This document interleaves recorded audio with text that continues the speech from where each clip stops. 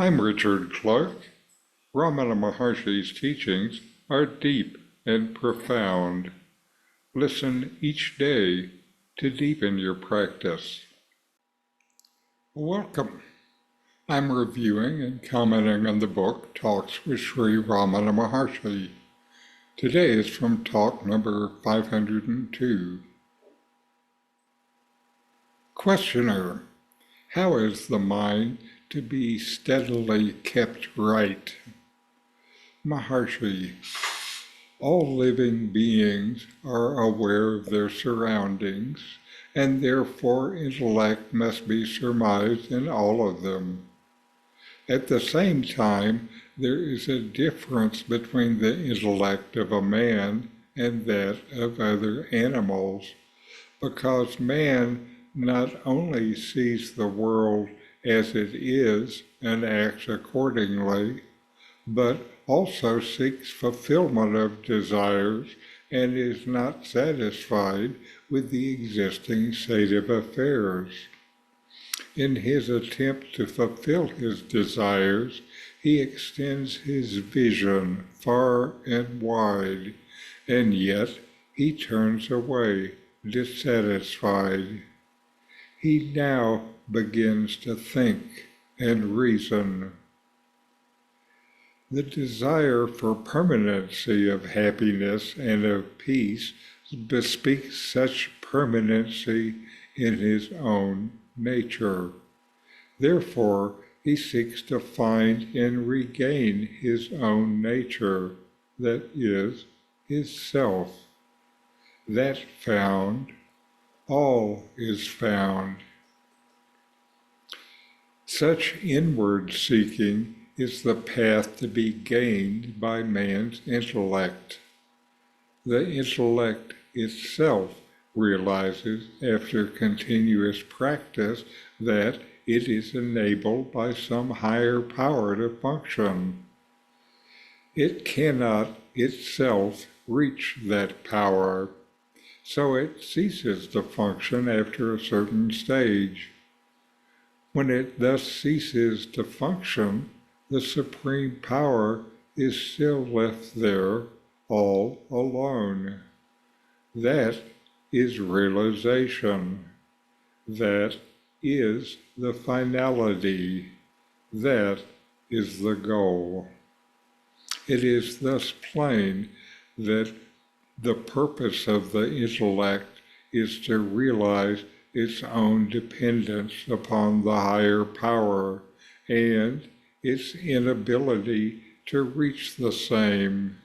So it must annihilate itself before the goal is gained.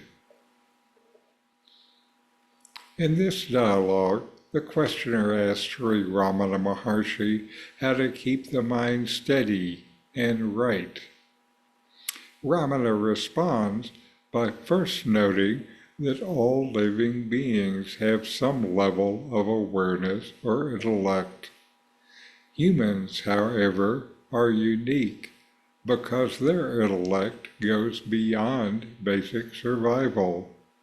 Unlike animals, humans are driven by the desire for more than just what is in front of them. People are not satisfied with the way things are.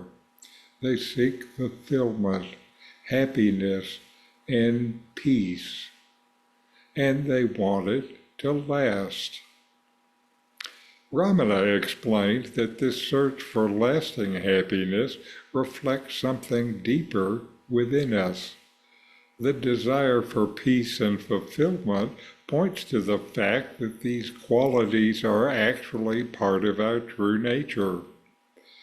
While we are searching for happiness in the external world, what we are really searching for is our own self, the permanent, unchanging source of happiness and peace that is within us.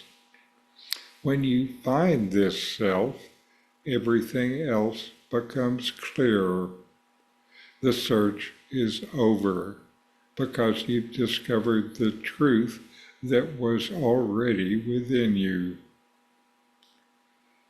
Ramana then describes the role of the intellect in this search. He says that our intellect helps us start looking inward to find this truth. Looking inward after long-standing and unsuccessful attempts to find it in the world. Through continuous practice, the intellect begins to realize that it is only functioning because of some other higher power. The intellect does not provide the knowing consciousness in which all this resides.